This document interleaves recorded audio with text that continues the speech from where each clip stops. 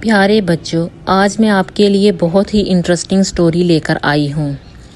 گھومتی ہوئی پہاڑیوں اور بڑبڑاتی ہوئی ندیوں کے درمیان واقع ایک عجیب و غریب گاؤں میں علی نامی ایک عاجز لکڑی کاٹنے والا رہتا تھا۔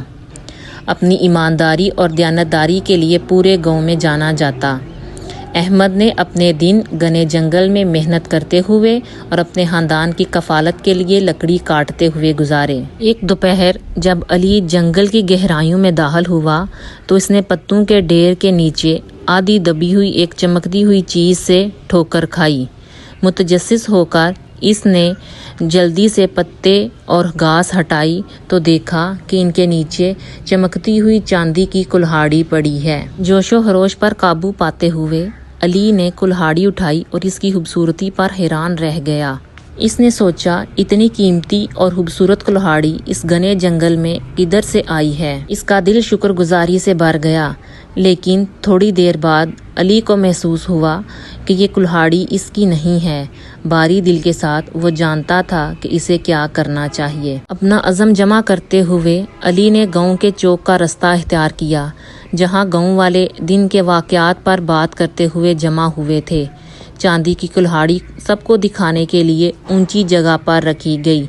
علی چاہتا تھا کہ اس کا صحیح مالک مل جائے۔ علی نے اعلان کیا کہ یہ کلہاڑی جس کی ہے وہ اس کو لے جائے۔ گاؤں والے علی کی ایمانداری پر حیران رہ گئے، کیونکہ وہ جانتے تھے کہ اس طرح کی دیانتداری واقعی نایاب ہے۔ ان کی آنکھوں میں آنسو آ گئے۔ انہوں نے علی کی بہادری اور سچائی کی بہت تعریف کی۔ علی کی بے لوثی سے متاثر ہو کر کلہاڑی کا مالک آگے بڑھا اور شکر گزاری کے ساتھ اسے گلے لگا لیا۔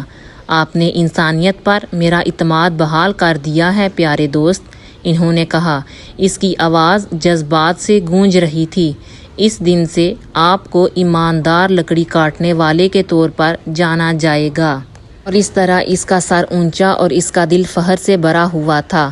علی یہ جانتے ہوئے کہ ایمانداری واقعی ایک بہترین پالیسی ہے، اس دن سے اور ایمانداری کے ساتھ لکڑی کاٹنا شروع کر دیا۔